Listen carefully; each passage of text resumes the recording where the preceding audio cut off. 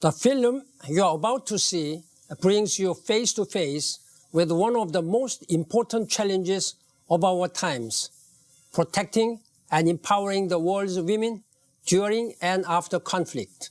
This is a top priority for the entire United Nations system and for me personally as Secretary General. Women's experiences of war are different than those of men. That is one of key insights contained in Security Council Resolution 1325, adopted in the year 2000, and the landmark step in raising global awareness about women, peace, and security. The resolution also recognized that women are a powerful yet untapped force for peace. Our challenge is to act on this understanding.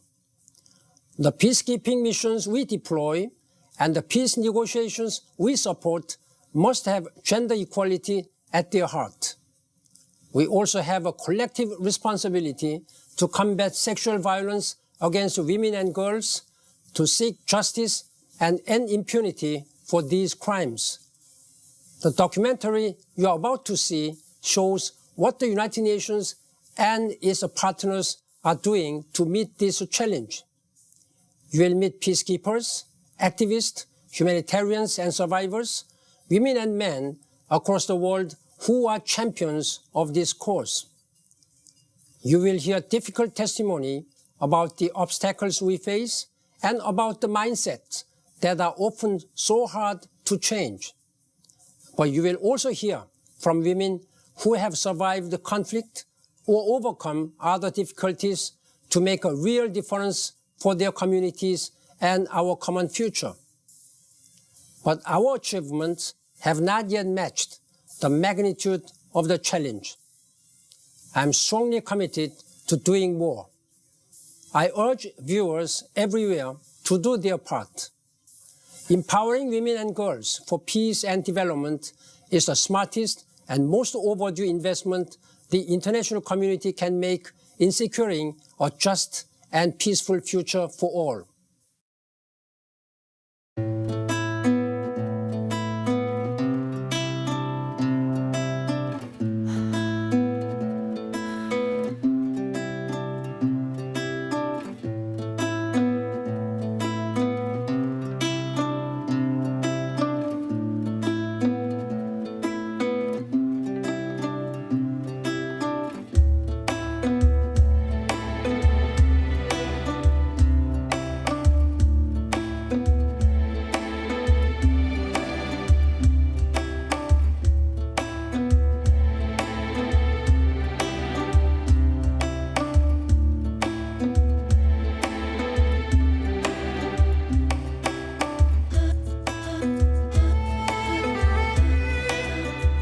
In October 2000, the United Nations Security Council adopted Resolution 1325.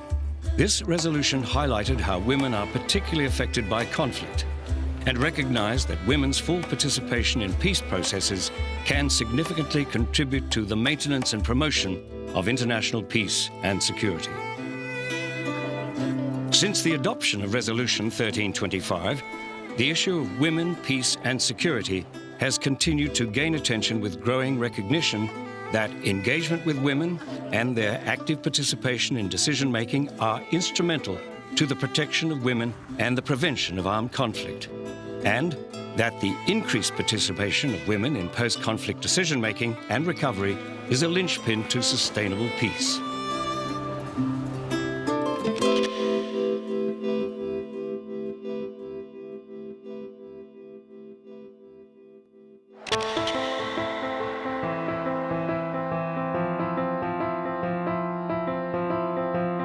For a long time, women didn't really get to have a place at the tables which were negotiating peace, seeing through the post-conflict agendas, developing the strategies going forward.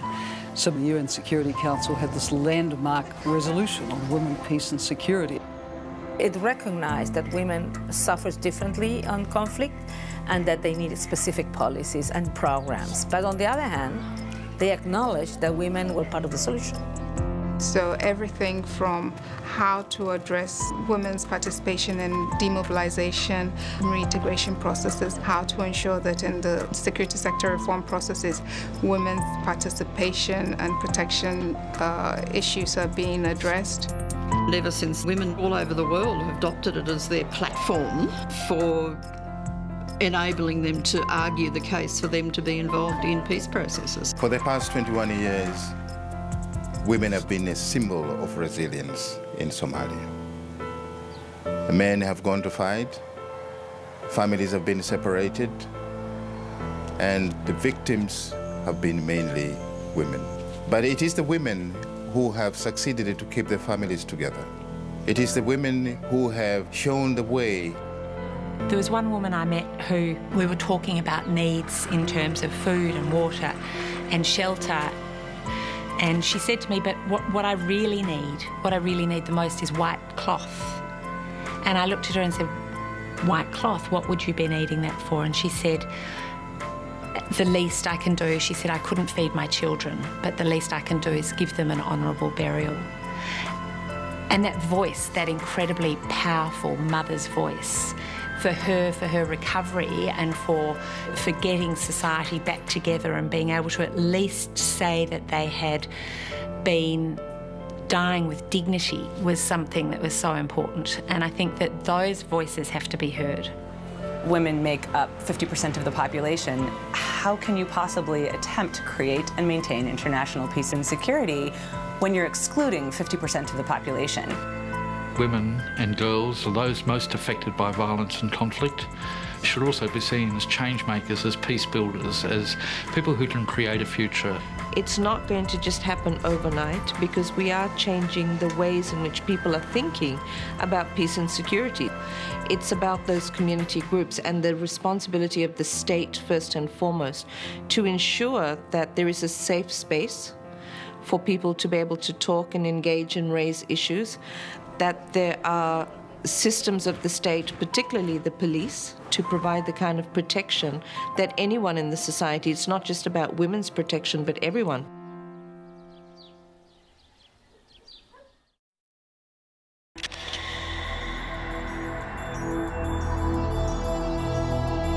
You know, in the war, we are just survive one day. If you sleep until tomorrow, you thank God. Any refugee camp, women, they suffer there. Violence is too much. It's too much. It's many. Anyway, you go to fresh water, it's violence. You go to market, it's violence. We used to go fishing with some ladies to get soup. They will stay in a bush washing your. After fishing, when you catch fish, they come with their collars. They say, give me everything. If women go out looking for food, they might be captured by rebels and they will be used as a human shield. It's very hard for women out there that are living there.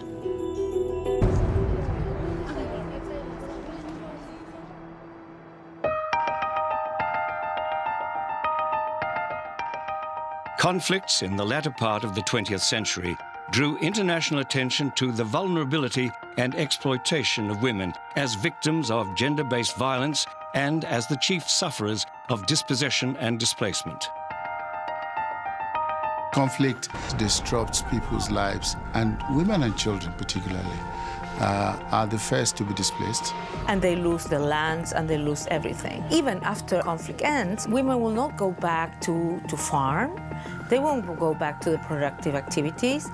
Girls won't go back to school because there are no security. I have accounts from women, giving birth near creeks. A lot of young girls who were caught in the war, who never went to finish school, high school or senior high school, and they were forced to get married as teenagers, just so that they had a man to stand by them for protection.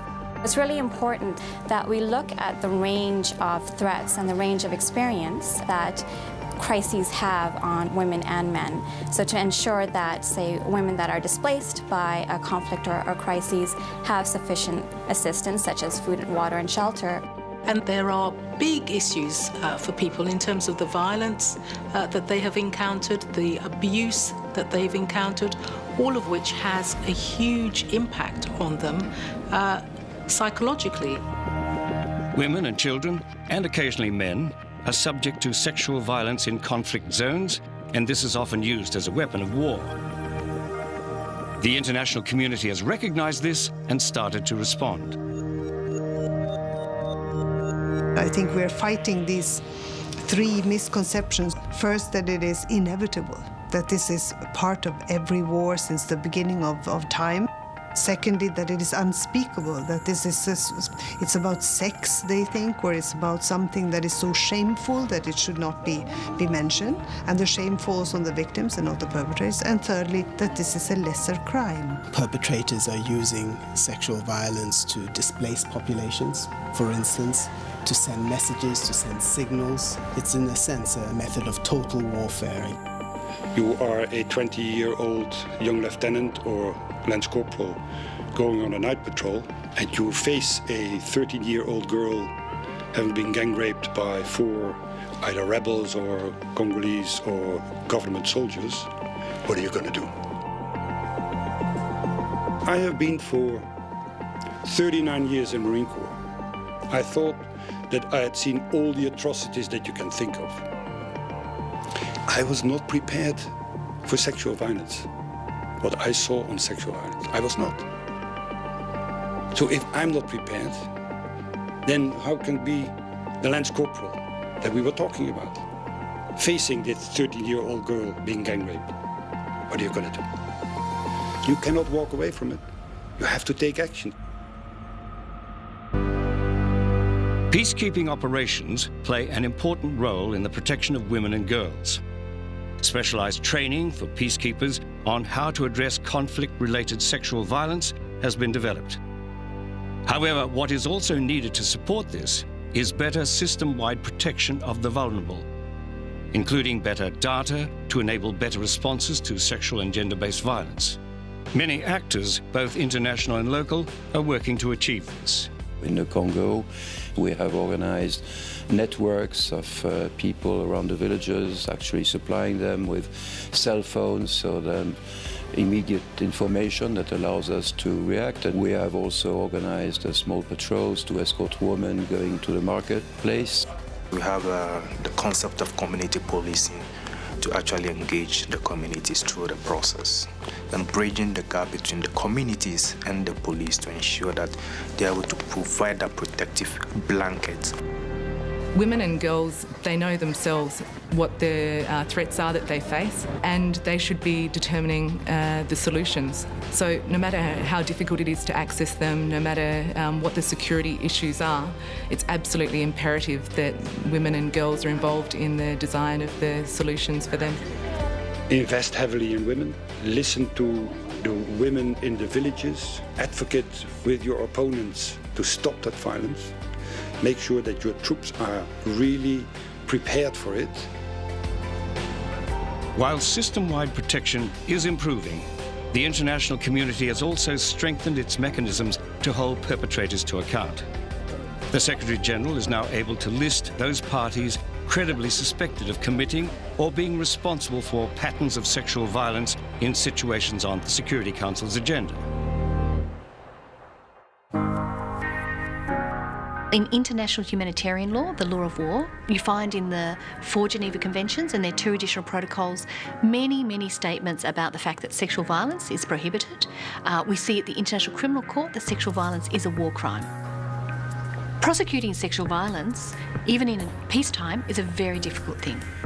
How do we do it without further making the life and the experience of the survivor horrific? I think we need equally as serious and intense focus and spotlight on men as perpetrators. When we travel, we ask the question, well, what does it cost in this community to rape a girl? The question is not understood at first. Well, what do you mean, cost? And this is what we have to change. Sadly, sometimes those responsible for providing protection may be the perpetrators. In field operations where international organizations are operating, women and children who are caught up in conflict are particularly vulnerable and can be sexually exploited by those charged with their protection. Sexual exploitation and abuse, whenever it occurs, not only harms the victims, but also jeopardizes the reputation of the organizations involved. The Secretary General has made it extremely clear, loud and clear, that he wanted zero tolerance. The reality is that external actors, such as humanitarian agencies, such as peacekeeping forces, are in an immensely powerful position. It's critical that the external actors, humanitarian agencies, military forces, police forces, they've got proper training, proper processes in place around child protection, around sexual abuse and the like. That's vital.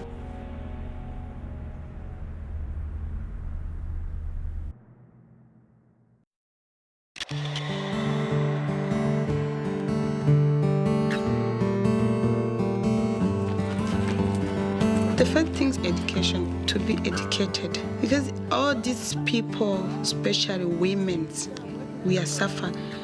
We don't know what to do, and then we don't know what is going on.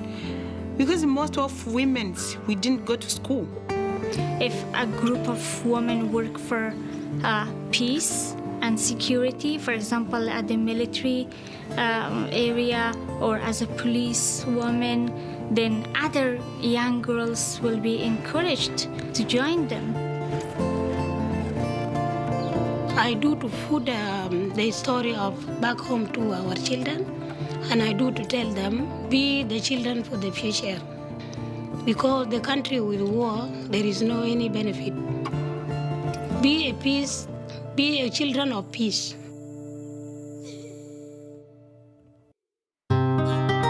As well as effective responses to violence, a greater emphasis on preventing the impact of conflict on women is fundamental to moving the women, peace and security agenda forward.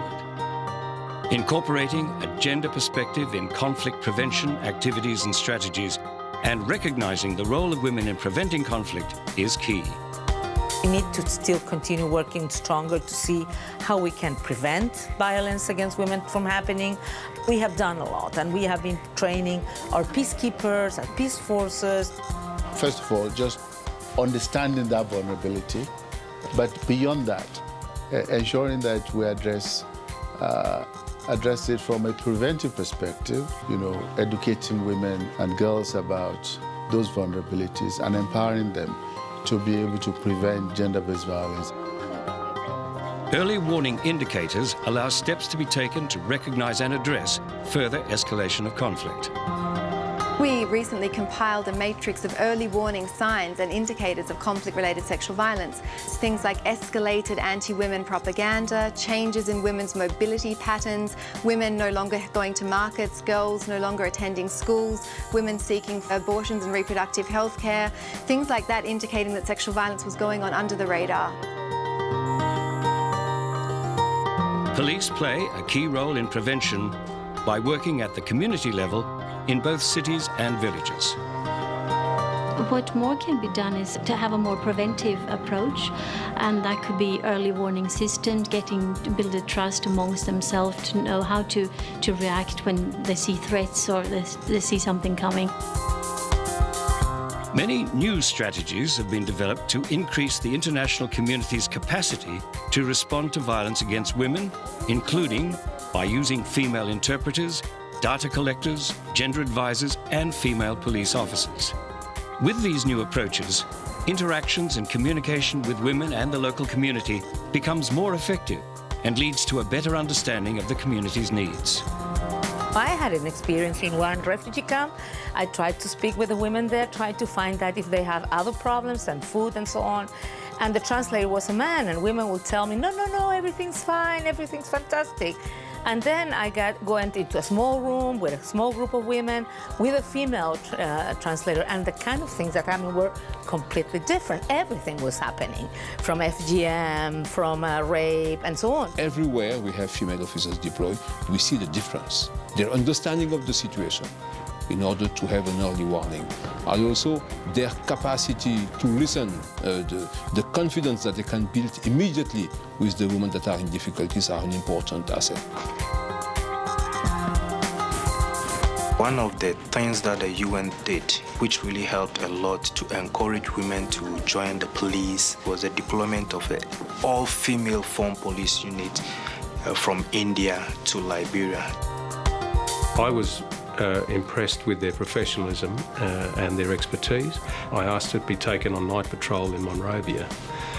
And as the headlights swept around this bend, there were 3 uniformed police officers, a Liberian national police officer, another international female police officer, and a member of the all-female formed police unit, who was the only one who was armed. And I could see the other 2 were feeling comfortable that she was there and providing that protection. The women decided to create their own mechanism called the peace huts. They didn't want to call them trouble, they wanted to call them something positive. And inside those peace huts, they're also adjudicating on issues of marital disputes, small property disputes, domestic violence issues. The police are now reporting in some communities that they're getting fewer and fewer calls about domestic violence because the peace hut women are actually solving these problems before they escalate into violence. Recently, governments have been developing national action plans to support the implementation of the Women, Peace and Security agenda. They set out a range of activities that you're actually going to undertake to promote women, peace and security, and then they actually make governments accountable. A key factor in preventing violence against women and in ensuring their inclusion in peace building is the need for strong role models, both male and female. We consult with men of all ages because it's often the men who will be working as advocates in their communities, as leaders in their communities to speak out against violence. Removing discrimination against women by providing equal property rights, access to their inheritance, and equal opportunities in education is an important preventative step. In many post-conflict situations, up to 40% or more of households are female-headed because of male death, disappearance, desertion, migration. In African societies, women cannot inherit or cannot assume automatically the property of their disappeared spouses. So they may often be destitute, lacking any productive assets upon which they can build a post-conflict livelihood. Young women, young mothers, teenage mothers were coming out now to seek help for especially functional literacy and functional meds. You know, a young mother will tell you, oh, you know, a nurse gives me medicine to take home for my child. I need to be able to read, you know, like how much 5 meals is when I go to a store. I need to know that I've been given the right change.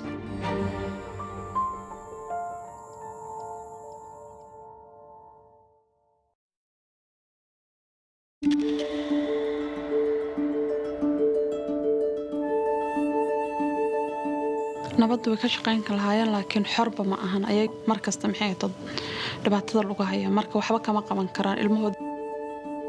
It's not we feel, it's how we grow up. Women will not have anything to say. I think they need to know their right. They need to know they have right to speak out. They need to know they can bring peace. Give empowerment to women to have a say in this war. We want to stop the war because war is killing our children. We really want the world attention to be continued for women's support in Afghanistan, and that's the only hope of Afghan women. We need to stand firm. We need to let the people know that some of these things are wrong. They are not good for us anymore. The situation is, yes, it's very hard. Women courageous and perseverance. Educated the human, no give up, no, be strong. Our contributions in peacemaking is very, very important because as women, we too have greater ideas that we can give to the communities. So we should be involved in peacemaking. Resolution 1325 and subsequent resolutions call for strengthening women's participation as peacemakers and peace builders, including in peace processes and governance mechanisms. While the benefits of including women in conflict resolution and peace building are well documented, the reality is that women are largely excluded from formal peace processes and the institutions that can prevent, manage and resolve conflict. During 1990 to 2010, you've seen more than 565 peace agreements and peace settlements. Only in 16% of them, the word women issue is mentioned. Only in 7% of them, gender equality or women's rights is mentioned. And only 3% of them, gender-based violence is mentioned. In all of them, there was gender-based violence and women's rights were violated. But to tell you that it's not yet there, we're not yet there. One of the problems is, of course, is that these conflicts seem to be endemic and they repeat themselves over and over again. And we need to beat that cycle. We need to start solving problems other than just letting the 3 or 4 guys who were leading the armies sit down and cut and take the results and try to divide them up among themselves. So it's absolutely critical that over half of the society that's there, it's bearing most of the brunt, be involved in the peace agreements. All the civil society conferences we've been holding, workshops, we always insist that there must be 30% women representation. There's still resentment, particularly in the establishment, about social representation. They're not allowed to have a say when women are discussing. They're not allowed to take part in decision-making and all of that. Those traditions still persist. Rwanda is the one I like to quote most, where 34% of parliamentarians are women. And it's not just having women in parliament, but then seeing the bills that are passed as a result. And one can see the results there today. Women's role in public life, for me, is very important. The power of women's own advocacy must not be underestimated. International support for local organizations can help to strengthen the voices of women around the world. A lot gets said about the need for capacity building and capacity strengthening, and that is certainly there. But there is also a lot of capacity that does exist within these communities. We also, as a humanitarian organization, very often work with women to try and find solutions for other women. So one also has to remove a little bit this notion that women are only victims. No, they're very much actors of their situations. They want to influence, and therefore one also has to work with their sense of resilience and their real capacities to influence change among their community. We need to support very strong women's organizations that have been in their own countries fighting for peace, and to help them that their voices will be heard, because they are there, they have been doing their job. I can cite the movement known as Mothers for Peace, the members of which do a lot of capacity building for women in their area. They also mobilize resources for small projects. They link up the women in the communities to other institutions so that they can find out how these agencies can help these women on the ground. Even in very so-called repressive societies, you will find a plethora of women's organizations who are working very, very hard to build peace in their communities. That's not to say that it's easy or that it's not very dangerous for some of them.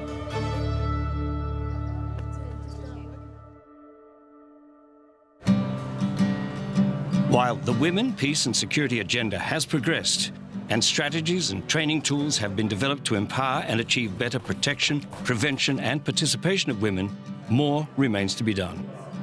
Building effective institutional arrangements to guarantee women's protection and their full participation in peace processes will pay dividends by building a better, more resilient future, which will support the maintenance and promotion of international peace and security.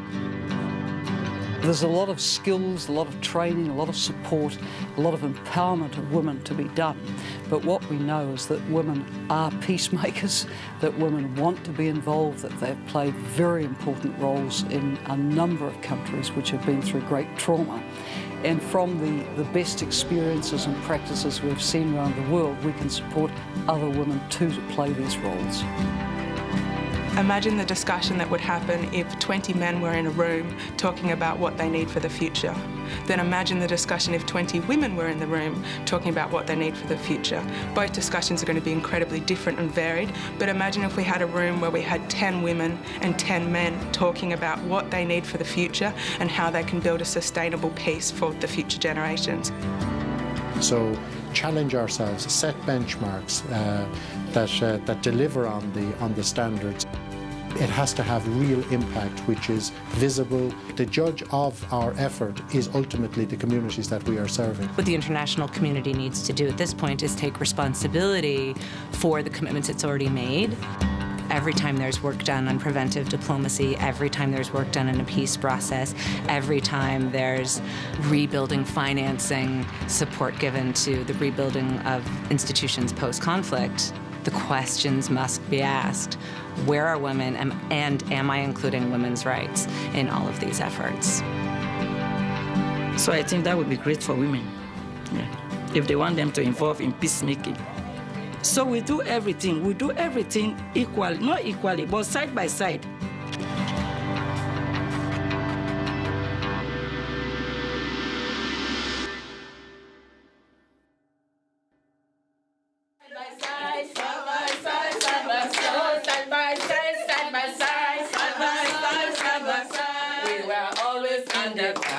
We want to come to front and walking with the men side by side, side by side. Oh, side by side, side by side.